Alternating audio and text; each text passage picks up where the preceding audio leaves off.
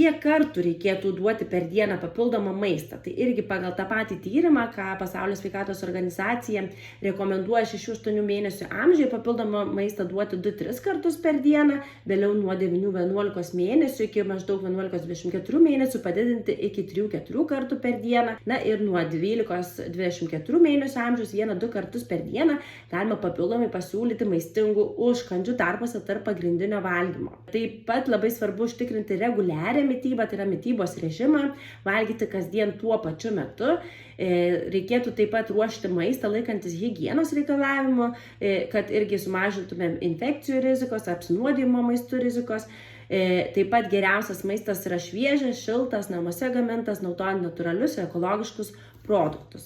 Na tai irgi koks tas maisto paros kiekis turėtų būti pagal amžių ir labai lengva iš pradžių pirmaisiais ar ne iki kažkur pusės metų paskaičiuoti pagal kūno masę, tai iki 2 mėnesių maždaug 1/5 kūno masės, 2-4 mėnesių 1/6 kūno masės ir taip toliau, o paskui maždaug pateikiamas tas kiekis mililitrais nuo metų iki 1,5 metų amžiaus būtų 1100-1300 mililitrų ir taip toliau.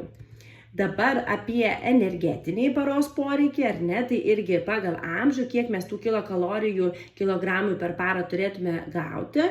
Ir labai svarbu irgi žinoti, kad vaikams tos paros raciono, tas kalorijas paskirstyti maždaug atitinkamai pusryčiam 25%, pietums 35%, priešpiečiam ir pavakariams 10%, vakarieniai 20% ir taip pat stengtis, kad vaikai turėtų 1,5 valandos, 2 valandos prieš miegą nevalgyti ir neužkandžiauti.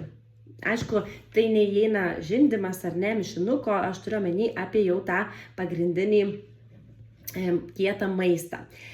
Toliau irgi maistas turėtų užtikrinti tokį kalorijų kiekį, kurio užtektų patenkinti vaiko organizmo energijos poreikius ir jų nebūtų per daug, ar ne, tai kad ir nebūtų to per didelio svorio priaugimo, nutukimo ir panašiai.